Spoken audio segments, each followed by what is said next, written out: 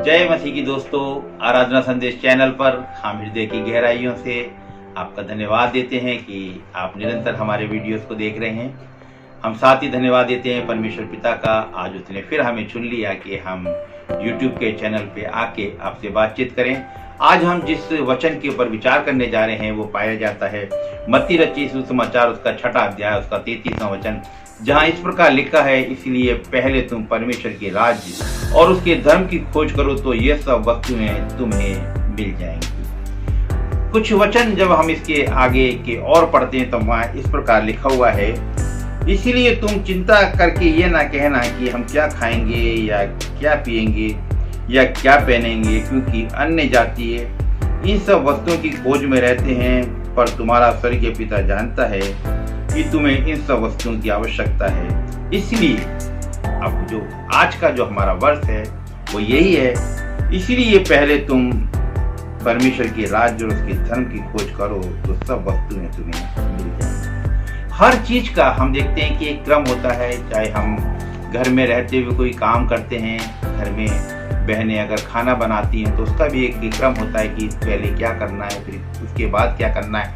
तब एक स्वादिष्ट खाना बनके तैयार होता है। इसी तरह हम अपने जीवन में कोई भी काम करते हैं तो हर चीज का एक क्रम होता है। इसी तरह हम देखते हैं कि अगर हमें संसार की बहुत सी खुशियां चाहिए, संसार की बहुत सी जो हमारी प्रतिदिन की आवश्यकता है वो अगर पूरी होनी है तो हमें पहले परमेश्वर के राज्य और उसके धर्म की खोज करनी है। लेकिन हम इसके विपरीत करते हैं, हमने परमेश्वर को आखिरी स्थान दिया होता है। पहले हम पूरे प्रयास कर लेते हैं कि हमारे कोशिशों से, हमारे धन से, हमारी जान पहचान से, हमारे पद से हमें सब तमाम संसार की चीजें मिल जाए। लेकिन वचन बताता है ये सब बातें, इस तरह के काम अन्य जाति लोग करते हैं। खुदा के लोग जो प्रभु के प्रिय लोग हैं वो पहले धर्म और राज की खोज करते हैं, और वचन बताता है उन्हें सब वस्तुएं यूं ही मिल जाएंगी। हम देखते हैं एक वचन जो कि हमें पाया जाता है, पहला राजाओं 17 अध्याय, वहां पर एक एलिया का जिक्र है। जब अकाल के बाद एलिया लौट के आता है तो उसके लिए एक संदेश होता है। जैसा लिखा है, तो यहोवा का ये वचन उसके पास पहुंचा, चलकर सीदोन के सारपत नगर में जाकर वहीं रहे, सुन मैंने वहां एक विधवा को तेरे खिलाने की आज्ञा दी है।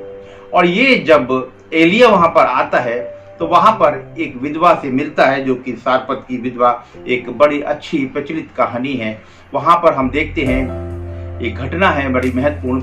वहां पर हम देखते हैं कि वो कहती है कि मैं कुछ लकड़ी बीनने आई हूँ, तो मेरे घर में बहुत ज्यादा कुछ खाने के लिए नहीं है, एक मुट्ठी मैदा और थोड़ा सा मेरे पास तेल है और हम उसको खा के मर जाएंगे। लेकिन एलिया एक बड़ी महत्वपूर्ण बात कहता है, जो महत्वपूर्ण बात पाई जाती है पहला राजा 17 अध्याय और उसके 13वें वचन में। एलिया ने उससे कहा, मत डर, जाकर अपनी बात के अनुसार कर, जैसा तू कहती है वैसा ही कर, परंतु पहले मेरे लिए एक छोटी सी रोटी बनाकर मेरे पास ले आ, फिर इसके बाद अपने और अपने बेटे के लिए बनाना। यहाँ हम देखते हैं कि एलिया ने एक बात उससे कह दी कि क्रम बता दिया कि तुझे पहले क्या करना है। पहले उसे ये करना है कि रोटी बना के एलिया को ला के देनी। इसी तरह इस वचन पे हम विचार कर रहे हैं, अगर हमें संसार की बहुत सी चीजें चाहिए तो पहले धर्म और राज्य की खोज करनी है। और उस स्त्री ने, उस विधवा ने पहले वही काम किया जो एलिया ने कहा था। और लिखा है, जब तक अकाल रहा तब तक उसके ना तो घड़े में की मैदा खत्म हुई और ना ही उसके कुप्पी में का तेल भी था। ये आशीष है अगर हम वचन के ऊपर चलते हैं। लेकिन हम वचन कहता है कि धर्म और राज्य की खोज करो। हम कैसे खोज करें?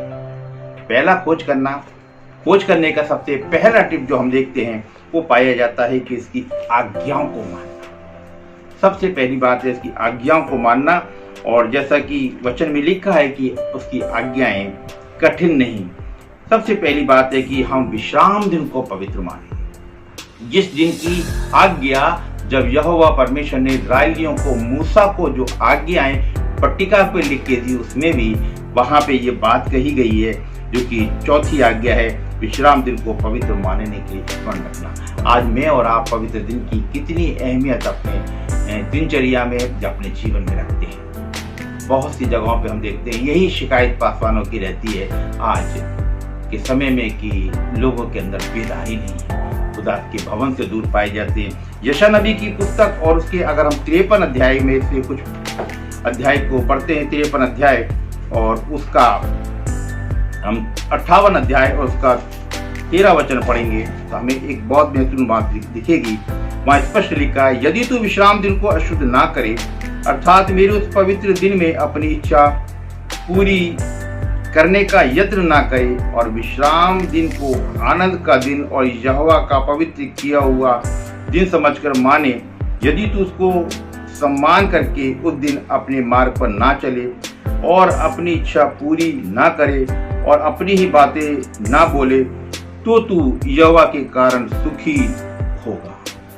यहाँ पर हम देखते हैं कि ये पवित्र दिन के लिए बड़ा महत्व है। यशायाह नबी कहता है कि हमें अपनी इच्छाओं को पूरा नहीं करना है, हमें यहोवा के भवन में उपस्थित होके हमें स्तुति प्रशंसा तारीफ करनी है। लेकिन हम इसके विपरीत करते हैं, जैसा कि मैंने शुरू में कहा, हम धर्म और राज की खोज ना करके संसार में पहले उस तमाम अपनी खुशियों को ढूंढते हैं। हम चर्च के से पहले हम सोचते हैं कि संडे के दिन हम बहुत से काम को कर लें। दूसरी चीज है कि हम मांगते क्या है, हम यहोवा से क्या मांगते हैं। हम बहुत सी चीजें मांगने जब हमारी प्रार्थनाएं होती हैं तो हमारी बड़ी लंबी प्रार्थना होती है। वो प्रार्थना में होता यही है कि हमारी तमाम आवश्यकताओं की एक लिस्ट होती है, जो कि जैसा कि वचन बताता है कि ये सब अन्य जाति लोग करते हैं। लेकिन हमें क्या मांगना है? हम लूका रचित सुसमाचार के और हम 11वें अध्याय में देखते हैं, जहाँ पर बहुत सारी बातें मांगने के ऊपर लिखी हैं और बड़ा महत्वपूर्ण वचन लिखा है कि मांगो तो तुम्हें दिया जाएगा और ढूंढो तो तुम पाओगे, खटखटाओ तो तुम्हारे लिए खोला जाएगा। और जब हम इस वर्ष को पढ़ते हैं और हम बहुत कुछ मांगने बैठ जाते हैं, लेकिन जब उसके अंत में आते हैं एक वचन और बड़ा खूबसूरत लिखा है, वो 13वां वचन लिखा है, अतः जब तुम बुरे होकर अपने बच्चों को अच्छी वस्तुएं देना जानते हो तो स्वर्गीय पिता तुम्हारी मांगने पर पवित्र आत्मा क्यों ना देगा। हम पवित्र आत्मा को तो मांगते नहीं हैं और हम बहुत सी संसार की चीजों को मांगने लग जाते हैं। इसलिए हमें बहुत महत्वपूर्ण है कि हम क्या मांगते हैं। एक समय था एलिशा के सामने कि वो मांगे, तू क्या चाहता है कि मैं तुझे, ये उस वक्त की बात है जब एलिया का स्वर्गारोहण होना था और वो बेतेल को जाता है, यरीहो को जाता है, फिर यरदन पे जाता है। ये बहुत सारी घटनाएं जो हम दूसरा राजा और उसके हमें दूसरे अध्याय में देखने को मिलती है। लेकिन मैं महत्वपूर्ण बात को बताना चाहता हूँ कि उसने क्या मांगा। उसने वो मांगी, वो दूनी आत्मा मांगी जो एलिया के पास थी, जबकि एलिशा इस बात को जानता था कि मैं जो मांगने जा रहा हूँ सब कुछ डबल मांगने जा रहा हूँ। एलिया ने जो कष्ट उठाए थे, जो वो नाले में रहा था और वहां पे कौवनों से भोजन दिया था, बड़े बड़े कष्ट उसने अपने जीवन में तकलीफें उठाई थी, वो उन कष्टों को भी जानता था। वो उसके जीवन में परमेश्वर की उपस्थिति को जानता था, तो उसके जीवन के कष्ट को भी जानता था, उसके आंसुओं को भी जानता था।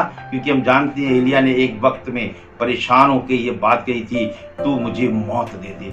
लेकिन एलिशा जो मांगता है बड़ी महत्वपूर्ण चीज मांगता है, और वो मांगता है कि मुझे एलिया का दूना आत्मा मिल जाए, यानी वो सब कुछ सहने को तैयार था। इसी तरह हम सुलेमान के बारे में जानते हैं, राजा सुलेमान के बारे में। उसके सामने भी ये प्रश्न था, जो तू चाहता है तू मांग ले। लेकिन उसने बड़ी महत्वपूर्ण चीज मांगी थी।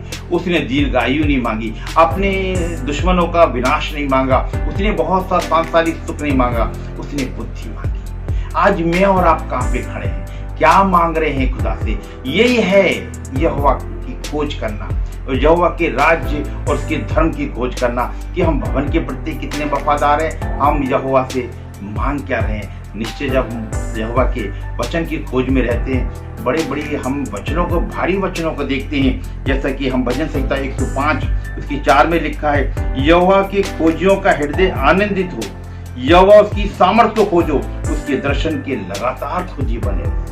मेरे और आपके जीवन में संसार के अंदर खुशियां ढूंढने से पहले हमें इस बात को देखना है कि हमें यहोवा की खोज हम कितनी कर रहे हैं, उसके वचन में कितना पाए जा रहे हैं। हम अपने परिवार के अंदर अपने बच्चों को हम क्या शिक्षा दे रहे हैं कि हम संसार की अपने पद का, अपने धन का, अपनी जान पहचान का, बहुत सी बातों का सहारा तो नहीं ले रहे। हमें हमेशा यहोवा का सहारा लेना है और उसी की खोज में हमें बने रहना है। और एक और वचन लिखा जो 34:10 में लिखा है, भजन संहिता लिखा, जवान सिंह तो भूखे रह जाते हैं, लेकिन यहोवा के खोजियों को किसी बलि वस्तु की कभी घटी न होगी।